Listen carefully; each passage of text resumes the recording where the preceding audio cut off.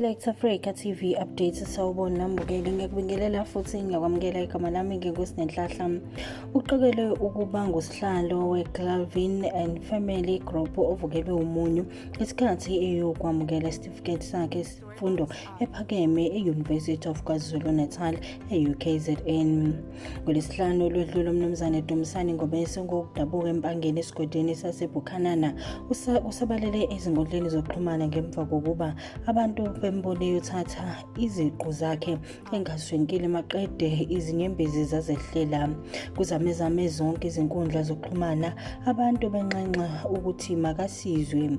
uDumisani ekhuluma nezindaba ze-Select Africa TV uthe izinyembezi zakhe bekungezokuthuka. Uthi wayengakholwa ukuthi uyena ngampela uthi ufikelwe ilawo maze ecabanga indima seyihambile. Uthi-ke ngemuva kokuzibona eselapha kuvele kwabuya konke wakhumbula emuva zaze siyayigobhozela izinyembezi. Uthe uzizwa kakhulu enokukhulu ukuzethemba ngesikhundla asinikiwe uCalvin Mojalifa. Uthi uCalvin Mojalifa uthe kusekhaya la.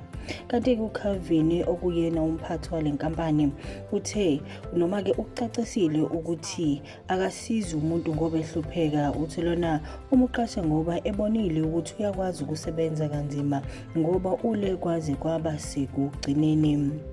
uDumisani ubenza izifundo ze-BA in Tourism and English. Uthi usazoqhubeka nezifundo zakhe njengoba uCalvin ephinde wampha futhi nebhasari. Izinyembezi zikaDumisani zinyakazise izinkundla zokuxhumana njengoba bebaningi abanye osomabhizinisi abazivezile abafisa ukumsiza, ngisho nabaculi abanye okubalwa khona uKanan naye uthe uyafisa engathi ubengamthola amuphe noma imali. Izona-ke mbukeli esikuphathele zona osukwini lwanamhlanje.